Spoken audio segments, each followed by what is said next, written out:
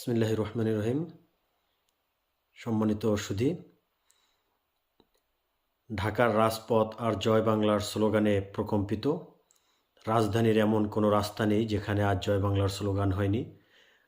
সারা রাজধানীতে আজ একযোগে ৩৫টা জায়গায় জননেত্রী দেশরত্ন শেখ হাসিনার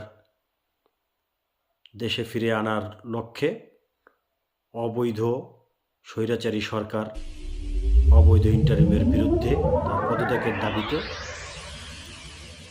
বাংলাদেশ আওয়ামী লীগ ও সহযোগী অঙ্গ সংগঠনগুলো একযোগে ৩৫টা জায়গায় জয় বাংলার স্লোগানে প্রকম্পিত করেছে, যা দেখে ইন্টারিম সরকার অবৈধ সুদি ইউনুচের ঘুম হারাম হয়ে গেছে। লক্ষ্য করবেন, যেটা দেখে বিএনপি জামাত ১৭ বছরেও যেটা করতে পারে নাই, তাদেরও ঘুম হারাম হয়ে গেছে। তাই তারা সন্ধ্যায় চলে গেছে ডক্টর ইউনূসের সাথে মিটিং করতে।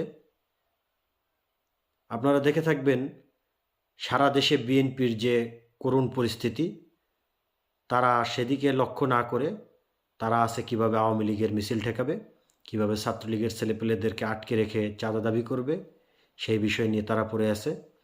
জনগণ রুখে দাঁড়িয়েছে। আপনারা দেখেছেন মতিঝিলে জনগণ সেই মবের বিরুদ্ধে রুখে দাঁড়িয়েছে। আপনারা দেখেছেন যে রাস্তায় আওয়ামী লীগের স্লোগান, জয় বাংলার স্লোগান দেখে কিভাবে মানুষ উৎসাহী হয়ে সেই লোকাল বাস থেকে হাত নেড়ে নেড়ে সমর্থন জানাচ্ছেন, কিভাবে রিক্সাওয়ালারা রিক্সা থামিয়ে জয় বাংলার স্লোগান ধরছেন। আপনারা দেখেছেন যে ঢাকার একটি মিছিলে পুলিশের গাড়ি হুইসেল বাজিয়ে আসতেছিল, যেখানে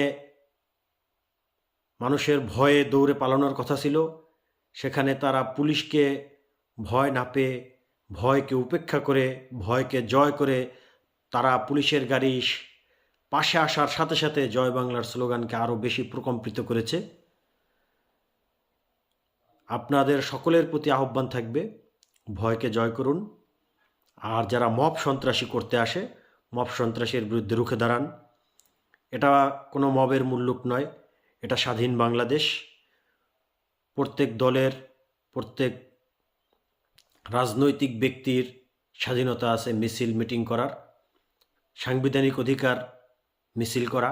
সেই মিছিলে যারা বাধা দিতে আসবে তাদেরকে প্রতিহত করুন। সকল নেতাকর্মী এবং সকল জনগণের প্রতি অনুরোধ থাকবে, আপনারা সবাই যদি এই মবের বিরুদ্ধে রুখে দাঁড়ান, কারো বাবার সাধ্য নেই জয় বাংলার হুঙ্কারকে দাবিয়ে রাখার। জয় বাংলা ৭১-এও হারেনি, জয় বাংলা এখনও হারবে না। জয় বাংলা, জয় বঙ্গবন্ধু। শেখ হাসিনা আসবে, বাংলাদেশ আসবে।